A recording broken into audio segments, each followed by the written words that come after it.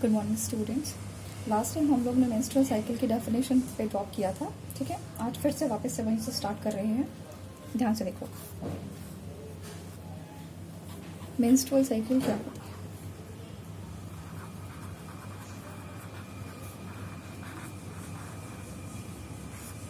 Menstrual cycle, okay. पहली चीज, ये विभिन्न में स्टार्ट कब होगी।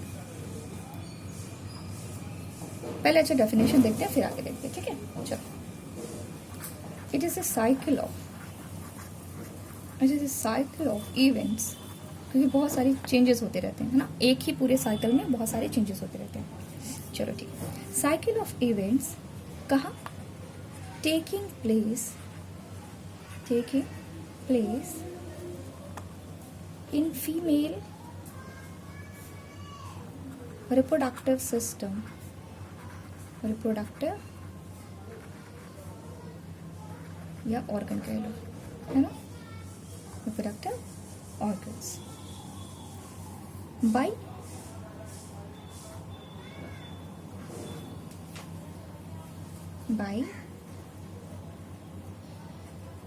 bleeding, ठीक है। रुको, कुछ उसे मैं ड्रॉप कर दी। इसको और थोड़ा ढंग से लिख सकते हैं, यहाँ पर थोड़ा और ऐड कर सकते हैं, ठीक है। The cycle of events taking place in female reproductive system which comes under control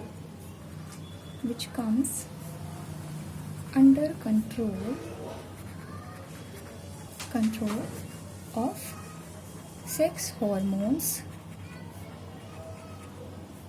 sex hormones in every 28 days and marked by, पहचानेंगे कैसे? मार्क्ड बाई ब्लीडिंग, ठीक है। इसको हम वापस से लिख देते हैं, कोई दिक्कत नहीं है।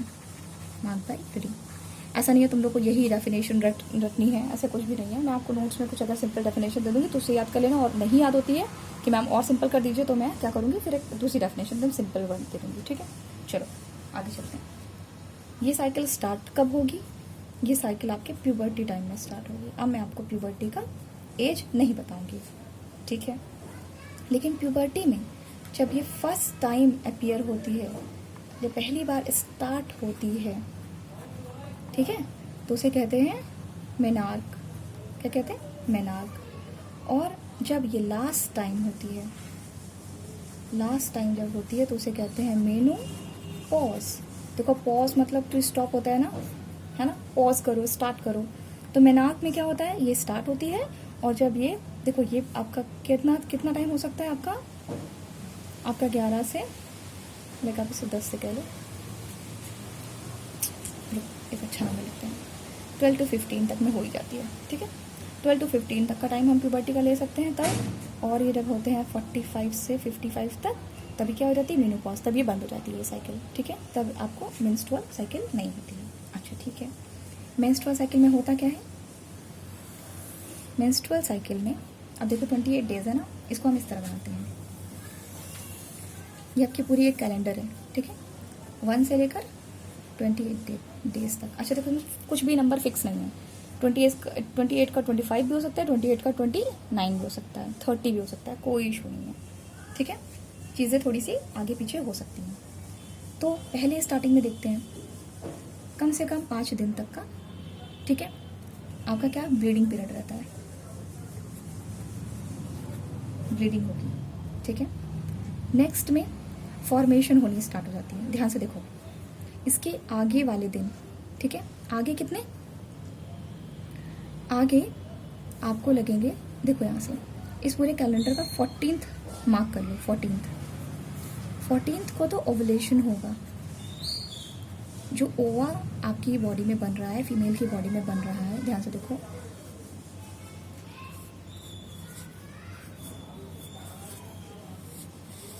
ठीक है। फीमेल की बॉडी में जो ओवा बना है, ये निकल के इस ओवरी से बाहर कब आएगा?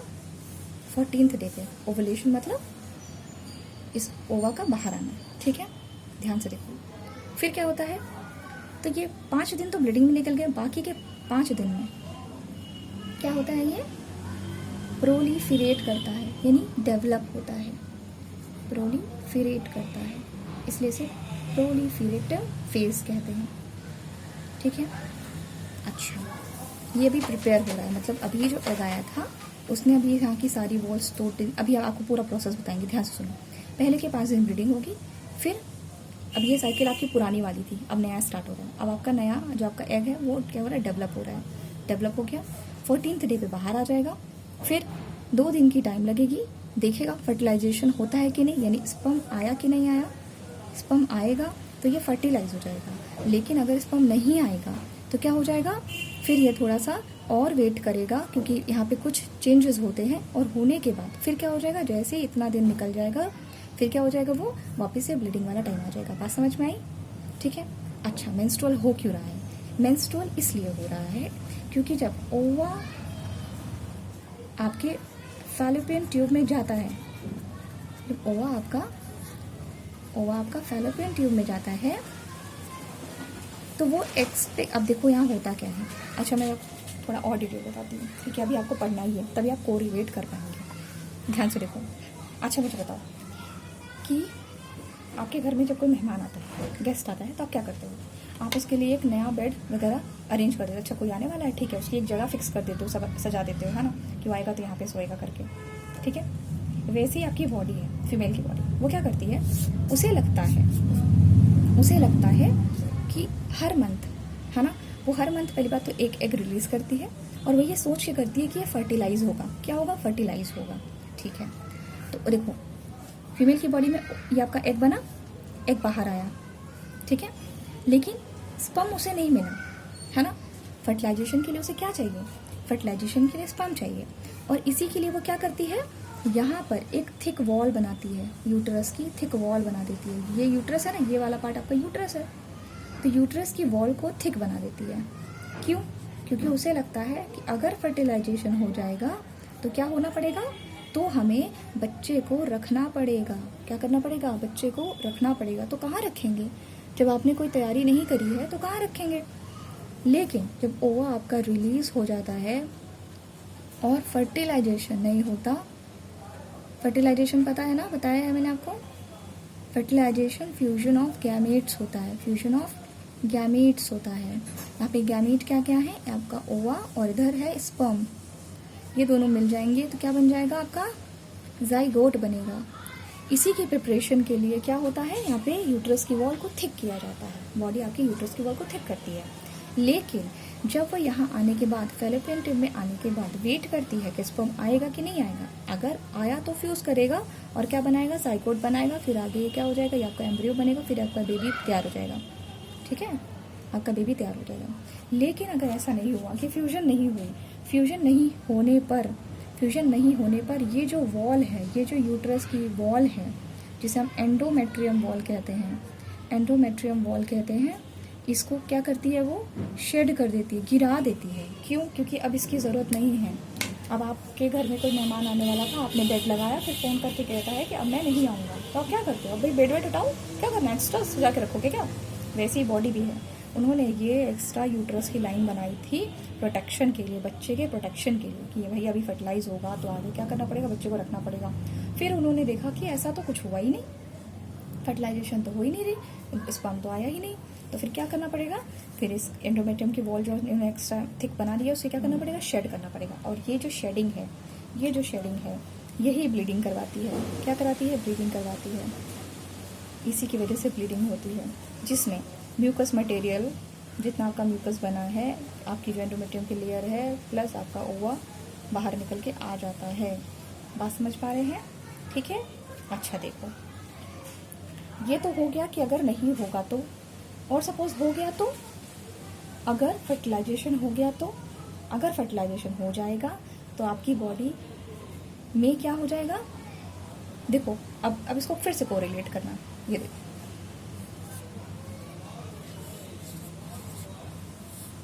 दो तीन एंगल से बता रहे हैं क्योंकि ज़रूरी है। ठीक है। ओवरी, ये देखो ओवरी से क्या आया, ये ओवा बाहर आ गया, और ये देखो ये स्पर्म आ गया।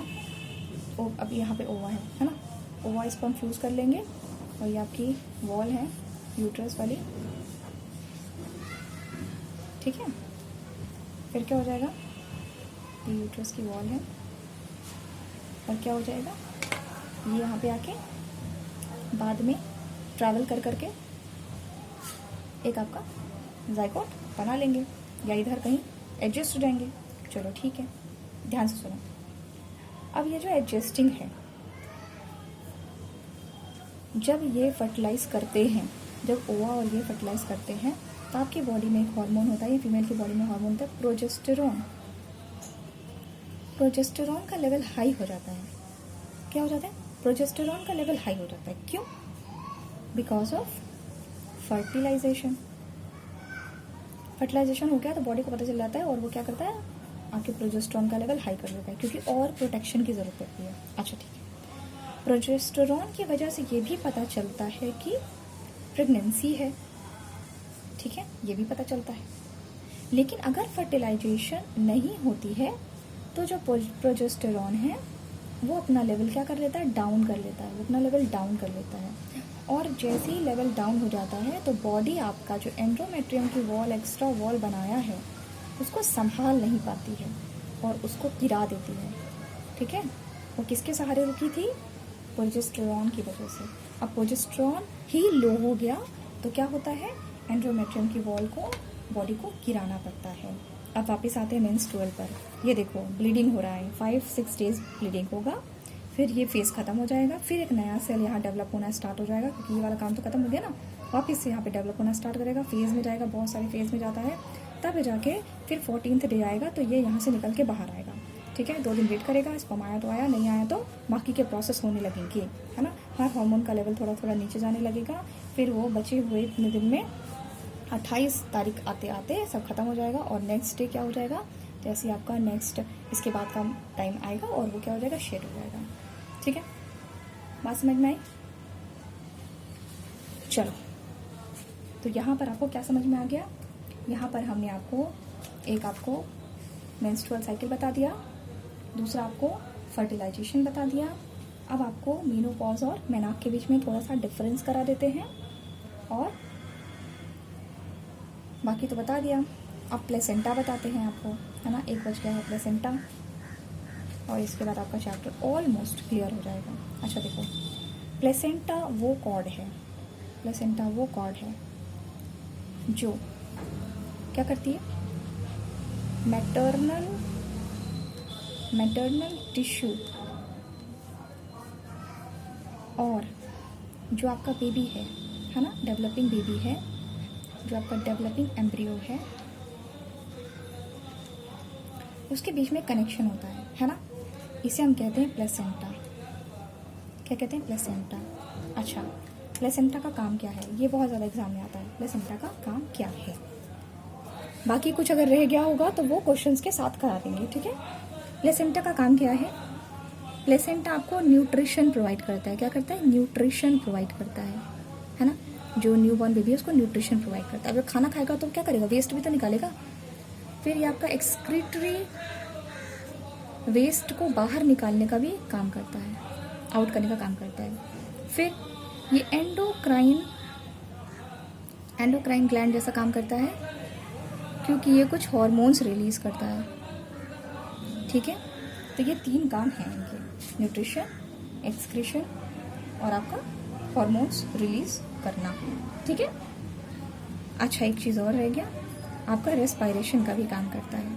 बच्चे तक जो आपका जो है पूरा ऑक्सीजन जाना होता है, और जो रेस्पायरेशन होना होता है, जिसमें ऑक्सीडेशन होता है फूड का, वो सभी चीज़ें इसी की प्लेसेंटा के थ्रू होती हैं। क्लियर होगी बात। चलो, अब चलते हैं हम लोग मेनार्क में।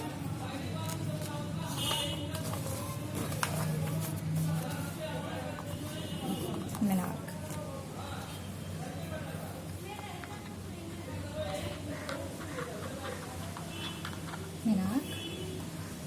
इधर थोड़ा सा मेनोपॉज। ठीक है, मेनार्क में देखो, ये स्टेज है आपके, it's a stage of initiation of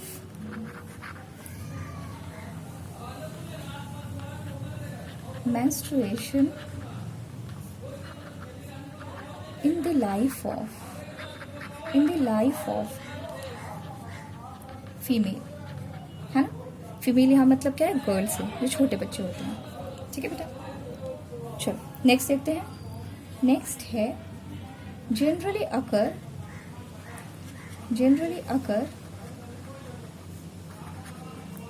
eight an age of 11 to 13, इतने में हो जाता है। कुछ लेट हुआ तो 15 तक भी हो सकता है, अगर बहुत ज़्यादा लेट हो रहा है तो, है ना।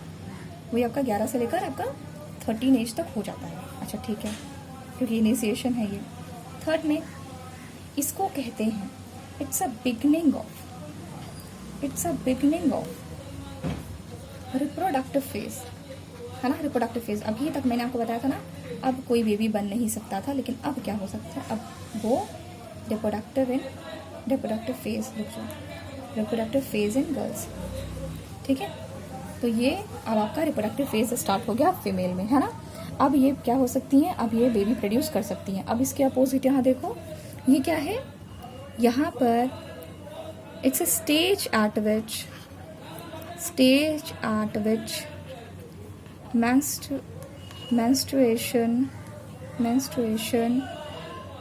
stops, रुक जाता है ना। In the life of a women, खुद से बना के लिख सकते हो, ऐसा कोई नहीं है, हार्ड एंड फास्ट रूल नहीं है कि आप ऐसी वर्डिंग में लिखो, ठीक है।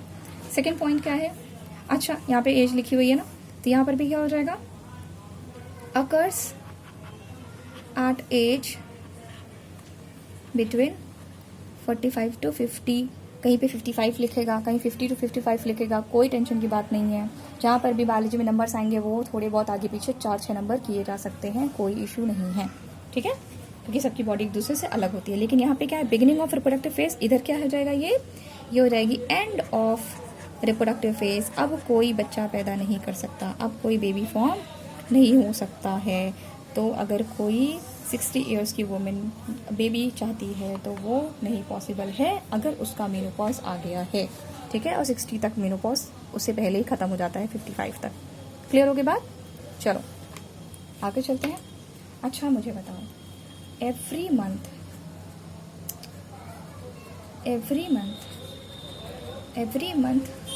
ओवर रिलीज हो रहा है, ठीक है। और ये अगर एवरी मंथ फ्यूज़ होने लग जाए तो पॉपुलेशन कैसी हो जाएगी, पॉपुलेशन हाई हो जाएगी, ठीक है। और वैसे भी आज भी हमारे कंट्री में पॉपुलेशन बहुत ज़्यादा हाई हो रही है ना। अगर देखो, पॉपुलेशन हाई होनी नहीं चाहिए, स्टेबल होनी चाहिए। ये देखो, ये पीस ऑफ लैंड है, सपोज़ ये 1 एकड़ है, 1 एकड़ ज़मीन है ये। अब इस चरण दास के कितने बच्चे, 4 बच्चे, ठीक है। इस चरण दास के 4 बच्चे, और उन्होंने क्या किया भाई, अपनी ज़मीन का बंटवारा कर दिया, क्योंकि बच्चे हैं 4, ठीक है, बच्चे हैं 4। अब बताओ सबके पास कितनी ज़मीन आई, इतनी कितनी हुई, अगर ये 1 था, इसका 4th पार्ट कर लो, ठीक है ना, ठीक है। अब आगे चलते हैं, मतलब कि पॉइंट 25, है ना। तो अब क्या हुआ, अब ये जो एक एक बच्चा है, अब इन एक बच्चों के पास कितना है, इनके भी 2 बच्चे हैं, ध्यान से देखो, सबके पास 2 बच्चे हैं, 2 बच्चे हैं, इसके भी 2 बच्चे हैं। अब बताओ, अब इस प्रॉपर्टी का क्या होगा, इसके भी 2 पार्ट हो जाएंगे, इसके भी 2 पार्ट हो जाएंगे, इसके भी 2, इसके भी 2। अब कितनी हो गई, अब ये और ज़्यादा हो गई, कम, ठीक है। आप लोग मैथमेटिक्स जानते हो, अपना खुद से माइनस कर लो। अब बात को समझो, कंसेप्ट ये है, मैथमेटिक्स सिखाना कंसेप्ट नहीं है, कंसेप्ट ये है कि पॉपुलेशन हाइक नहीं होनी चाहिए, वरना देखो इस तरह की सिचुएशन आती है। पॉपुलेशन ज़्यादा हो जाने से क्या हो जाएगा, पॉपुलेशन जब भी ज़्यादा हो जाएगी तो आपको क्या मिलेगा, प्रॉपर फूड नहीं मिलेगा, प्रॉपर शेल्टर नहीं मिलेगा, प्रॉपर एजुकेशन नहीं मिलेगी, और एजुकेशन नहीं होगी तो प्रॉपर जॉब नहीं होगी, ठीक है। फिर आपका सर्वाइव नहीं कर पाएंगे आप इस तरह से। अगर आपके पास ये सब नहीं मिल रहा है प्रॉपर, तो आप सर्वाइव नहीं कर पाएंगे, फिर क्या हो जाएगी, it leads to a death, ठीक है। इससे अच्छा है हम लोग क्या कर लें, पॉपुलेशन को कंट्रोल कर लें, बात समझ रहे हो? ठीक है, ज़्यादा बच्चे, ज़्यादा खर्चे, ज़्यादा जिम्मेदारियाँ, बहुत सारी चीज़ें। ठीक है, जो आपका स्मॉल फैमिली होता है वो सबसे अच्छी फैमिली होती है। ठीक है, उसमें आप प्रॉपर सब पर ध्यान दे सकते हो। ठीक है, अब सवाल ये है, रीज़न पता चल गया क्यों पॉपुलेशन कंट्रोल ज़रूरी है? आप किस ज्योग्राफी में ही पढ़ते हो, कोई बहुत ऐसा दिक्कत वाली बात नहीं है। अब पॉपुलेशन कंट्रोल करनी है तो हमको क्या करना पड़ेगा? हमें बच्चों को पैदा होने से रोकना पड़ेगा, यानी बर्थ कंट्रोल करनी पड़ेगी। समझ रहे हो? बच्चे पैदा नहीं होंगे तो आपकी पॉपुलेशन बढ़ेगी नहीं। सिंपल है ना? सही कह रही हो ना? अच्छा ठीक है, हमें क्या करना है? बर्थ कंट्रोल करना है। बर्थ कंट्रोल करने के लिए आपके पास 3-4 तरीके होते हैं। ठीक है, आप सिर्फ 3 ही पढ़ो। एक फिजिकल पढ़ो, एक केमिकल पढ़ो, एक आप सर्जिकल पढ़ो। ठीक है, अच्छा देखो, बच्चे हो कैसे रहे थे? बच्चे हो रहे थे ओवा प्लस स्पर्म से। अगर हम ओवा को स्पर्म से अलग कर दें, ओवा को स्पर्म से अलग कर दें किसी भी तरीके से, तो ये ना मिल पाएंगे और ना ही कोई ये बेबी बना पाएंगे। बात समझ रहे हो? तो लॉजिक बस इतना सा है कि ओवा और स्पर्म को दूर किया जाए। ठीक है, फिजिकल मेथड देखते हैं।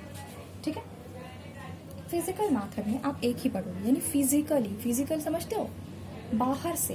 फिजिकल मतलब बाहर से, है ना? किसी चीज़ के थ्रू, है ना? किसी चीज़ के थ्रू ओवा और स्पर्म को मिलने मत दो। अच्छा ठीक है, इसमें हम यूज़ करेंगे, फिजिकल में हम यूज़ करेंगे कॉन्डोम यूज़ करेंगे।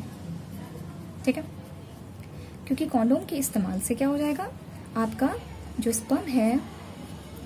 स्पर्म है वो कॉन्डोम के अंदर रह जाएगा।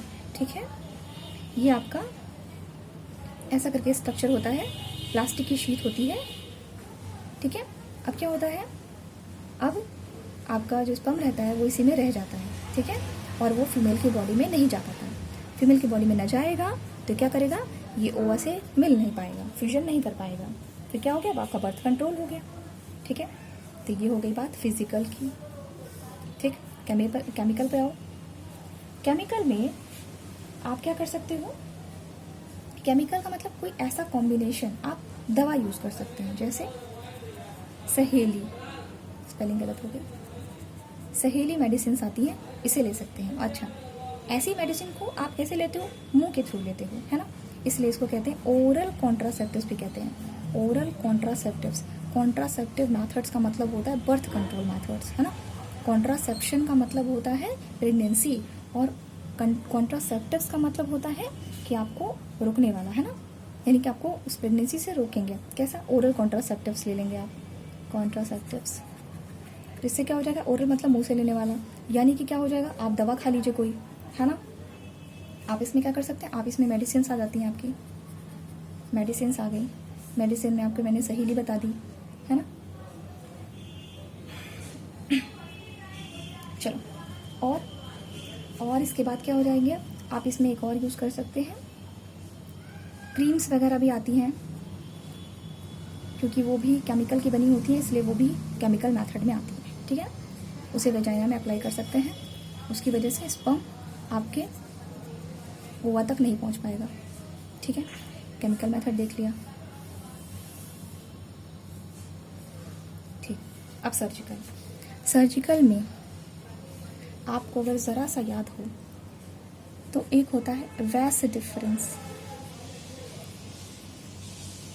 वैस डिफरेंस होता है किसकी बॉडी में? मेल की बॉडी में।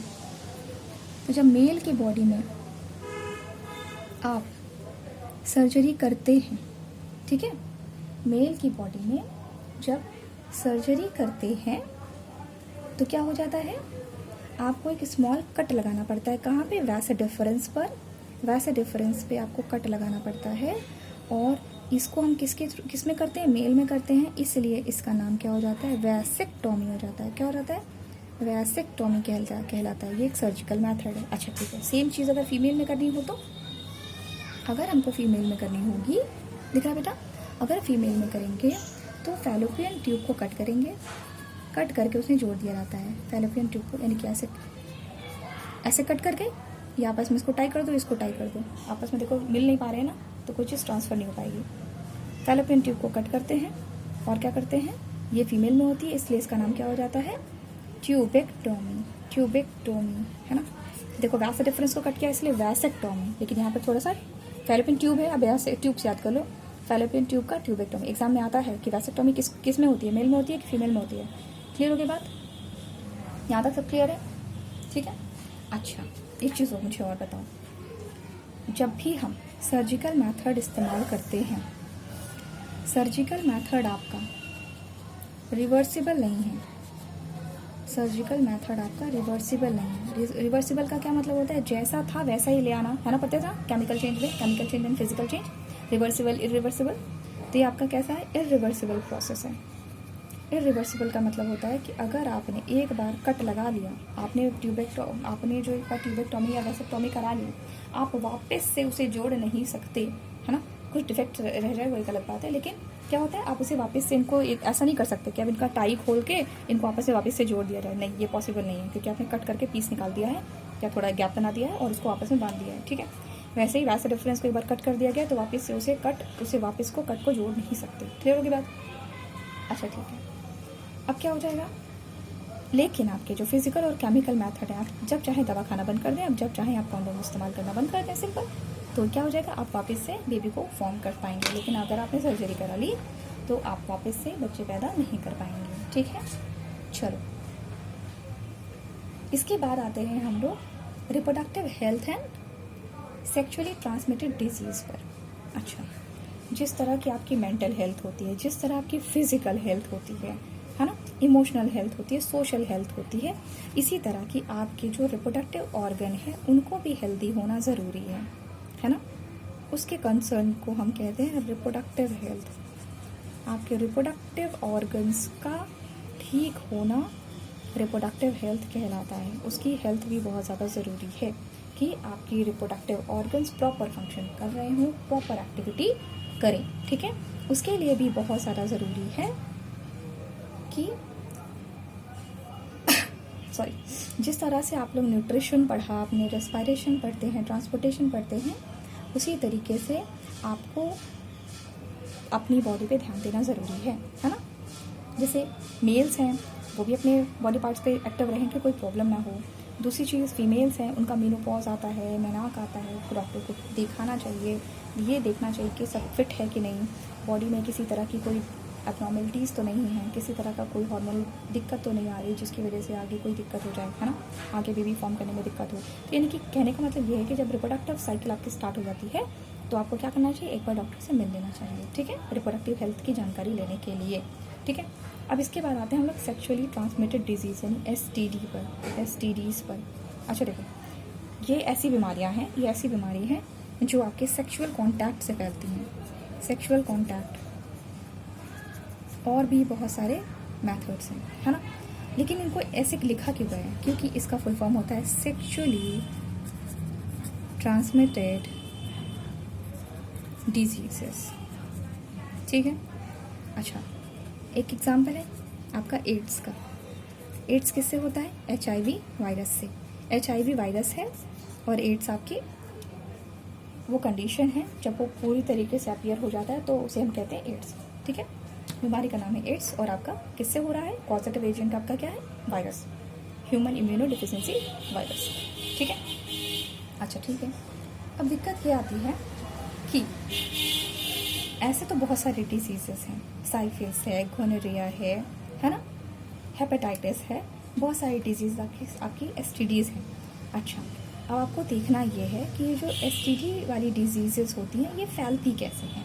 एक मैंने आपको सेक्सुअल कांटेक्ट बताया, बट एक्चुअली इसको अभी माइंड में मत रखो, जो मैं बता रही हूँ उसको सुनो। STDs हमेशा बॉडी फ्लूइड से फैलता है। किससे? बॉडी फ्लूइड से। बॉडी फ्लूइड से, ध्यान से देखो, बॉडी में आपके पास फ्लूइड कहाँ कहाँ है?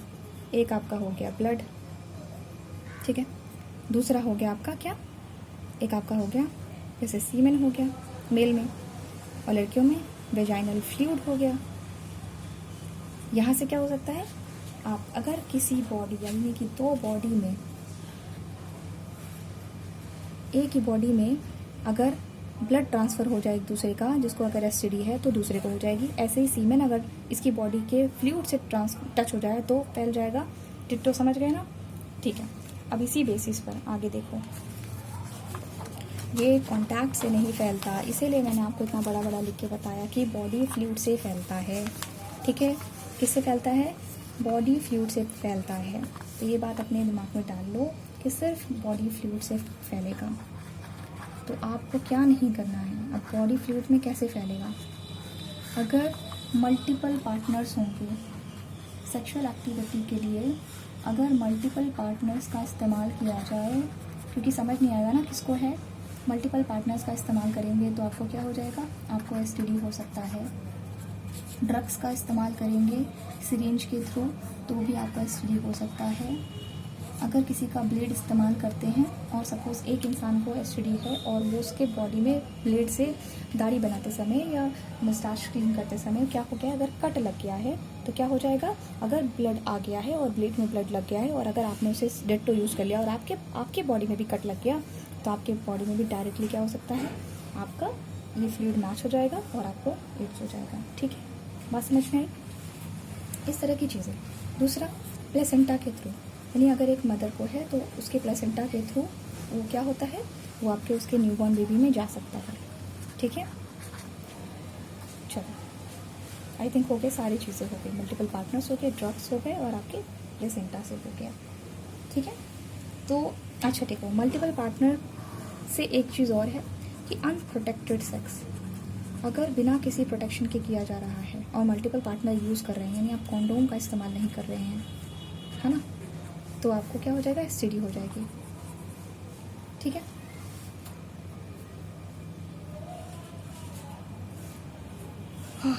और अगर मान लीजिए अगर आपका ब्लड ट्रांसफ्यूजन होता है, आपको ब्लड की ज़रूरत है, आपने किसी से ब्लड लिया और उसके ब्लड में क्या है, उसके ब्लड में एड्स, उसको एड्स है, लाइक HIV वायरस है, तो क्या हो जाएगा? आपको भी HIV वायरस हो सकता है, आपकी बॉडी में आ सकता है और आपको क्या हो जाएगा? एड्स हो सकता है। क्लियर होगी बात? चलो, अब हमारे कंट्री पे या वर्ल्ड वाइड एड्स डे मनाते हैं। वर्ल्ड एड्स डे मनाते हैं, किस दिन मनाते हैं? 1 दिसंबर को। क्यों मनाते हैं? ताकि लोगों में अवेयरनेस की जा सके कि आपका एड्स जो है वो फैलता कैसे है और आपको उससे कैसे बचना चाहिए। तो आप देख रहे हैं, अगर किसी को एड्स है, आप उसका खाना खा सकते हैं, आप रह सकते हैं, उसको किस कर सकते हैं, उसके साथ आप पिकनिक बना सकते हैं, सब कर सकते हैं, लेकिन क्या नहीं कर सकते? आप ऐसा कोई काम नहीं करिए जिससे कि बॉडी फ्लूइड्स का आपका कॉन्टैक्ट आए। ठीक है, अच्छा एक लास्ट टॉपिक बचा है, child bearing and women health. अच्छा मुझे एक बात बताओ बेटा, इतने पूरे चैप्टर को पढ़ाते पढ़ाते हमने सबसे ज़्यादा बातें किसके लिए करी है ह्यूमन बीइंग ने? फीमेल के लिए करी है। अच्छा मुझे बताओ, फीमेल का रोल क्या है? फीमेल क्या करती है? फीमेल की बॉडी से ही बेबी पैदा होता है, बेबी। ठीक है, अगर फीमेल हेल्दी नहीं होगी